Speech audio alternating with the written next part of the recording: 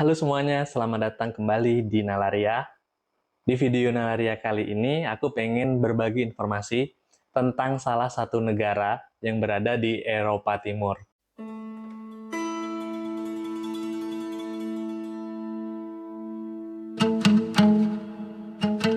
Bagi penikmat sepak bola, tentu nggak asing dengan beberapa nama yang mungkin aku sebutin nanti. Bagi yang suka nonton Bundesliga atau Liga Jerman, tentu nggak asing dengan nama Hasan Salihamidzic yang merupakan pemain Bayern Munchen. Atau kalau di tahun 2008-2009 ada satu klub yang menjadi kuda hitam dan menjuarai Bundesliga Jerman, yaitu Wolfsburg, yang dimotori oleh dua pemain dari negara Eropa Timur ini, yaitu ada Misimovic dan Edin Dzeko. Dan Dzeko ini sampai saat ini menjadi salah satu top striker dunia. Dan nggak lupa juga ada satu nama lagi, yaitu Miralem Pjanic. Dulu aku tahu Pjanic ini gara-gara apa ya? Oh, aku tahu Pjanic itu gara-gara menjadi salah satu yang digadang-gadang bakal gantiin Juninho di Lyon. Semua pemain tadi itu berasal dari satu negara yang sama. Negaranya itu namanya negara Bosnia Herzegovina. Kenapa aku tertarik mau ngomongin soal Bosnia ini? Jadi awalnya itu di tahun 2011, aku ada nonton film nih. Filmnya itu judulnya Will. The crime's about to begin. The Liverpool fans belt out their famous anthem, "You'll never walk alone." That's what's yours? Well, actually, Coach Day became at Middlesbrough on January the 8th, 1997.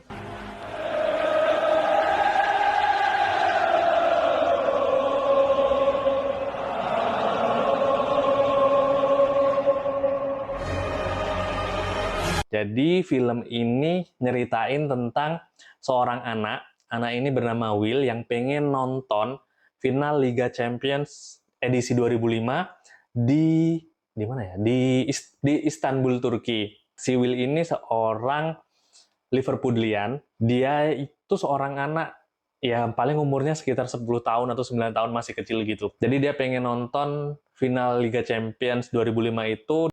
Finalnya itu antara Liverpool lawan AC Milan.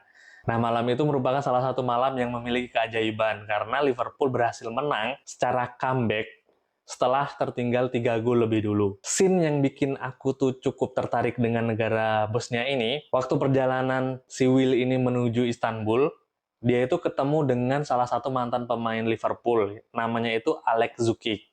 Nah, pada saat perjalanan ini, mereka kayak berhenti di suatu tempat.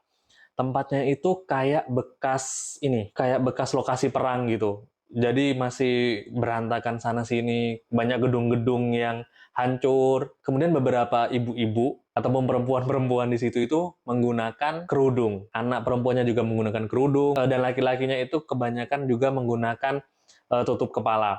Aku kira pertamanya itu si Will dan Zukic ini sudah sampai di Turki. Ternyata mereka belum sampai ke Turki.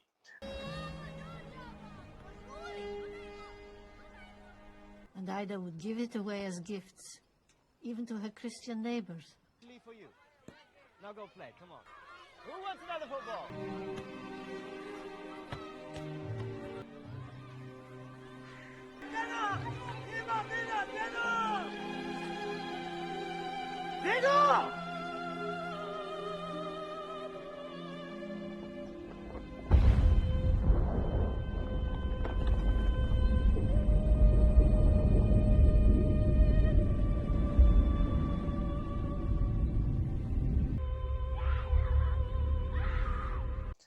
Ternyata si Zukic ini punya trauma pribadi karena dulu si Zukic ini berasal dari daerah tersebut dan melihat anak-anak yang main bola ini menginjak ranjau dan akhirnya anak-anak yang main bola itu meninggal. Nah, dari situlah akhirnya tahu kalau daerah tersebut itu adalah Sarajevo yang menjadi ibu kota negara Bosnia Herzegovina. Dari situlah aku mulai tertarik. Ternyata ada ya negara di Eropa Timur yang memiliki penduduk mayoritas beragama Muslim. Kita akan kenalan dulu sama negara Bosnia ini ya. Negara ini bernama Bosnia Herzegovina dengan ibu kotanya di Sarajevo. Negara Bosnia ini merdeka pada 1 Maret 1992. Cukup baru dibandingkan dengan Indonesia yang merdeka di tahun 1945 ya. Bentuk negaranya itu Republik Parlementer. Letak negara Bosnia ini sendiri berada di Semenanjung Balkan. Semenanjung Balkan itu terletak di sebelah utara Turki atau di sebelahnya Laut Adriatik. Luas negara Bosnia ini sendiri 51.129 km persegi. Wilayah Bosnia ini berbatasan dengan Kroasia di sebelah utaranya. Kemudian di sebelah selatan ada Kroasia dan Montenegro. Di sebelah barat ada negara Kroasia dan Laut Adriatik. Dan sebelah timurnya adalah negara Serbia. Ada 3 bangsa dominan yang menghuni negara Bosnia ini, yaitu bangsa Bosnia, bangsa Serbia, dan bangsa Kroasia. Seperti yang aku mention sebelumnya, mayoritas penduduknya beragama Islam dengan 50,7%, kemudian ada juga Ortodoks Timur dan juga Katolik Roma. Itu adalah 3 agama besar yang dianut oleh penduduk di Bosnia. Fun fact-nya, ada satu hal unik yang mencerminkan hubungan antara Indonesia dan negara Bosnia ini. Di Bosnia ada masjid yang bernama Masjid Istiqlal, yang identik namanya dengan masjid di Jakarta. Masjid ini dibangun oleh pemerintah Indonesia di zaman pemerintahan Presiden Soeharto, dan diresmikan oleh Presiden Habibie dan istrinya. Seperti yang aku bilang sebelumnya, mayoritas penduduk di Bosnia ini beragama Muslim.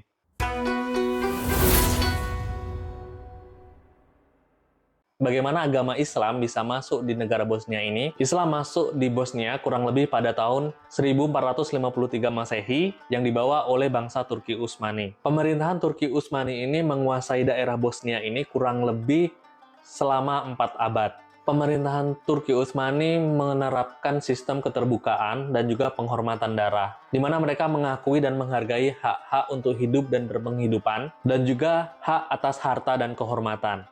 Atas dasar penerapan sistem penghormatan darah dan keterbukaan itulah, akhirnya penduduk Bosnia mulai tertarik dan memeluk agama Islam. Setelah penduduk Bosnia memeluk agama Islam, kurang lebih selama 4 abad selama masa pemerintahan Turki Utsmani, selanjutnya Muslim di Bosnia ini mulai memasuki masa kelam mereka. Hal ini dimulai pada tahun 1918 Masehi. Pemerintahan Turki Utsmani dikalahkan oleh bangsa Serbia yang dibantu oleh bangsa Austro-Hungaria. Nah, dari titik inilah Muslim Bosnia memperjuangkan kehidupan mereka. Dikarenakan ada beberapa kebijakan dan juga perlakuan yang tidak adil untuk Muslim Bosnia. Mulai dari Perang Dunia Pertama, di mana daerah Bosnia ini menjadi bawahan dari Kerajaan Serbia Montenegro, sampai dengan negara Yugoslavia berdiri. Kondisi Muslim Bosnia tetap sama, yaitu di bawah tekanan. Berlanjut pada Perang Dunia Kedua, muncul tragedi berdarah untuk Muslim di Bosnia.